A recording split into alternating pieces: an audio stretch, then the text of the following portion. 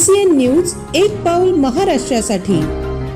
मुख्यमंत्री लाडकी बहीण योजनेतील महिलांचा लाभ कायमस्वरूपी बंद होणार या अफवेमुळे महिलांनी बुलढाण्याच्या जिल्हा महिला व बाल कल्याण कार्यालयात धडक दिली आहे।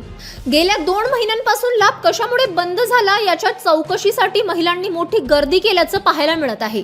बुलढाणा जिल्ह्यात 6.5 लाखाच्या जवळपास महिला योजनेचा लाभ घेत होत्या, मात्र ई-KYC मध्ये त्रुटी आल्याने जवळपास 30,000 महिलांचा लाभ थांबलेला आहे।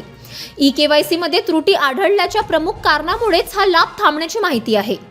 त्यामुळे ई-KYC मधील त्रुटी दुरुस्त करण्याची मुभा देण्यात यावी अशी मागणी आता लाभार्थी महिलांकडून केली जात आहे। संदीप सोनुले, मी सागुनेतून आलेली आहे आणि आम्ही सगळ्याच महिला इथे उपस्थित आहे। सर, आम्ही ज्या महिलांनी KYC केलेल्या होत्या आणि ज्यांनी नाही केल्या त्यांचेही पडले आणि ज्यांनी केले त्याचे थांबलेले। तर आमची एवढीच रिक्वेस्ट आहे की सर, आमचे जे लाडके भाऊ आहेत आमची एवढीच रिक्वेस्ट आहे की आम्हाला एक संधी द्यावी आणि ई-KYCचा जो प्रॉब्लेम आहे तो सॉल्व्ह करावा, म्हणजे आम्हाला सगळ्याला लाभ घेता येईल। काही महिलांना भेटलेत आणि काही महिलांना नाही भेटलेत, तर तो म्हणजे घराघरामध्ये खूप प्रॉब्लेम होत आहे।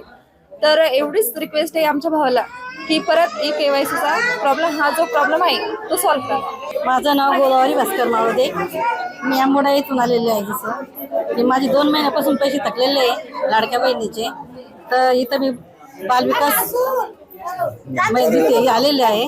KYC पैसे का नाही आले का नाही, जसं तर चौकशी केली ते म्हणणे की ही KYC करून घ्या, म्हणजे जसं हां चुकलेली आहे। काय विनंती असणार आहे सरकारला? माझ्या सरकारला आहे की जबाल एकदा समजा त्यांनी हे करावे, जसं की KYC चालू करण्यात यावे।